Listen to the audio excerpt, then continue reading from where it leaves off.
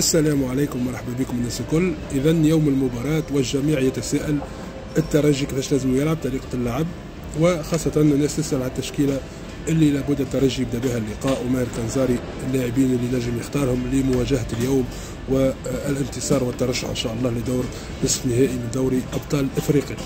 خليني نقول بالنسبة لي أنا النقطة الواضحة، كما نقطة واضحة وظاهرة، وهي نقطة خطة وطريقة اللعب. طريقة اللعب حسب رأيي لابد ماهر الكنزاري يحاول يتعدى من 4-3-3 إلى 4-2-3-1، وخاصة هذا رأيي عند غياب اللاعب أولو، بمعنى لما أولو يكون مش موجود ما عندكش خيارات كبيرة، ما ثماش لاعب قادر يقوم بالتغطية نفسها اللي يقوم بها اللاعب هذا والتمركز الممتاز نتاعو.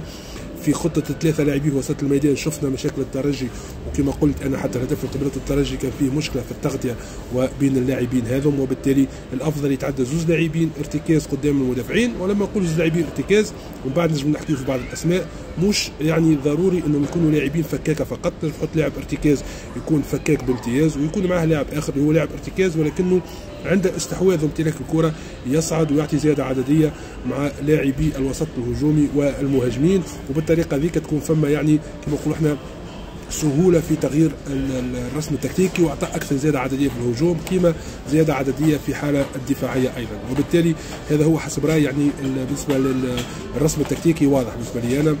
يبقى اختيار الأسماء بطبيعة الحال هذا يطول فيه الشرح والكلام، ولو كل واحد فينا، وأنا يهمني نعرف يعني آرائكم بالطبيعة سواء كان من ناحية طريقة اللعب أو حتى الأسماء اللي تشوفوها أنتم اليوم تصلح للقاء، خلوني في التعليقات، وأكيد باش يكون فما اختلاف في عدة أسماء، لكن خلينا نقولوا مبدئيا باش يكون يعني حسب رأينا بن سعيد هو حارس المرمى، رباعي الدفاع. أنا تقريبا في الوقت الحالي الترجي لما مش نعطي تشكيلة على عدة نقاط، من بينها اللاعبين يكونوا جاهزين يعني بدنيا باش يلعبوا اللقاءات هذه بطبيعة الحال. فما بعض الأسماء ربما ما أخذتش وقت لعب كافي وبالتالي اليوم ما تنجمش تعول عليها.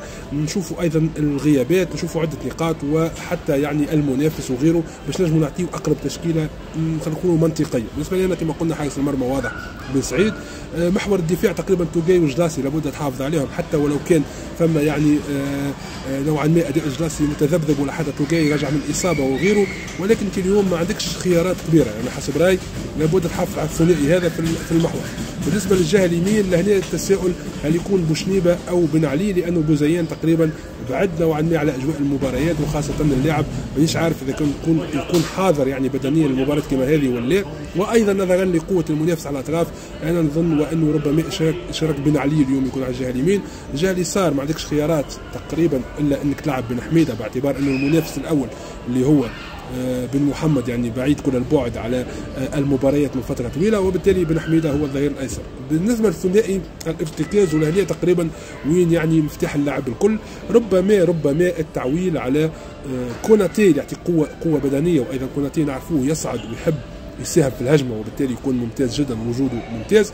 اللاعب الثاني اللي معاه ربما خممت انا قاتل اللعب بين اوغبولو تقا والجنيشي لاحظت وانه في التغطيه وفي التمركز لاعب يقرب يعني الامكانيات اولو، لاعب ممكن مع المباريات يتطور ويتحسن ويكون يعني صمام امام في وسط الترجي، وبالتالي نشوف انه الجنيشي وجوده مع كوناتي نجم يعمل ثنائي فيه نوعا ما توازن بين الثنائي هذا، ونشوفوا اكثر اللاعب باعتبار لعبه في جنوب افريقيا، فنتصور انه اللاعب حاضر ويقدر وعنده المستوى باش يلعب في مباريات هذه في تونس ايضا، ونتصور هو يبقى كلاعب ارتكاز قار، ومعاه كوناتي كما قلت يكون في المسانده الدفاعيه، وفي عنده بناء الهجمه يصعد نوعا ما.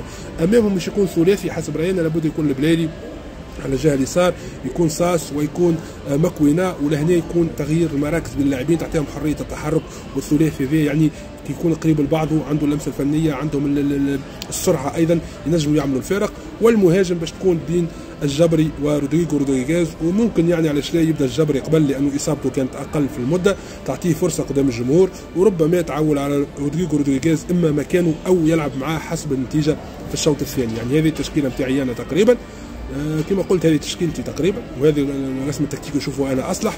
نستنى بطبيعه الحال ارائكم في التعليقات، قولوا لي انتم شنو ارائكم على النقطتين هذم بطبيعه الحال، وكالعاده كما تعرفوا الناس كل اختلافنا ليس ضد القضيه. ان شاء الله بالتوفيق للترجي، ان شاء الله ربي ينصر اخواننا في فلسطين، لانه دائما الانسان ينسى احيانا، ولكن ان شاء الله نكثروا من الدعاء، وربي ان شاء الله ينصرهم، وربي ان شاء الله يعني ينتقم بالعدو نتاعهم.